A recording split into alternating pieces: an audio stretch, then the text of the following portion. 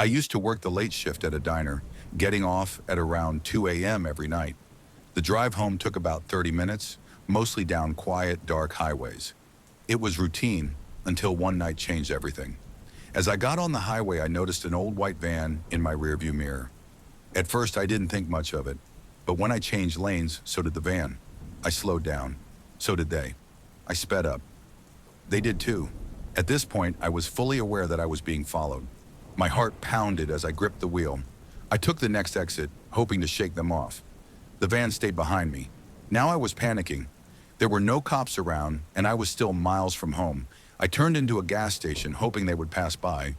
But instead, the van pulled in too. I locked my doors and sat there, pretending to be on my phone. The van parked a few spaces away, and a man got out, wearing a hoodie, walking slowly toward my car. I threw my car into reverse and floored it out of there.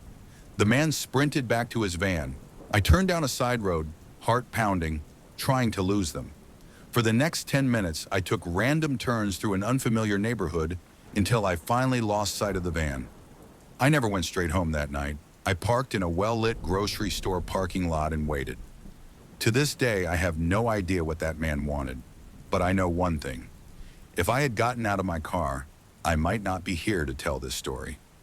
Number 2. This happened on a road trip with my friend.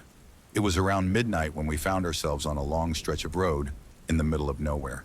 No streetlights, no houses, just darkness and the glow of our headlights.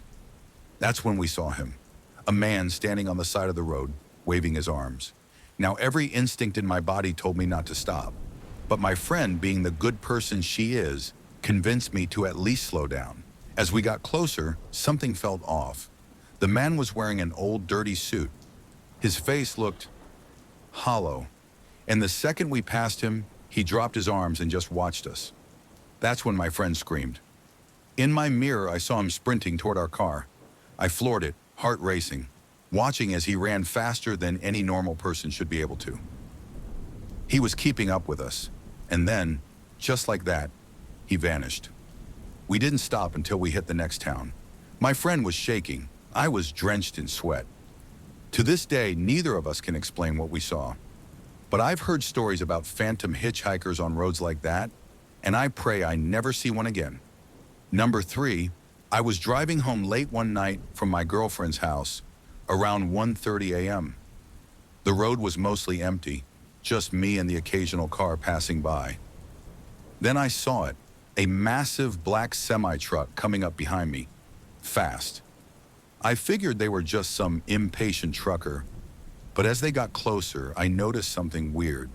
The headlights were too high, almost unnatural, and the front grille was dented and rusted, like it had been in a wreck. I moved into the right lane to let them pass, but the truck didn't pass me. It got closer and closer, practically on my bumper. I could see inside the cab now, and that's when I noticed something terrifying. There was no driver, no one in the seat, no hands on the wheel. I blinked, trying to process what I was seeing. That's when the truck swerved violently, almost hitting me. I slammed my foot on the gas, heart pounding, trying to outrun it. The truck kept chasing me, headlights flashing wildly. Then, just as suddenly as it appeared, it took a sharp turn onto a dirt road and vanished into the trees. I pulled over a few miles later, completely shaken.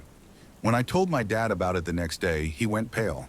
He told me that years ago, a trucker died on that road in a horrible wreck, and some drivers still claim to see his truck, still driving the highway with no one inside.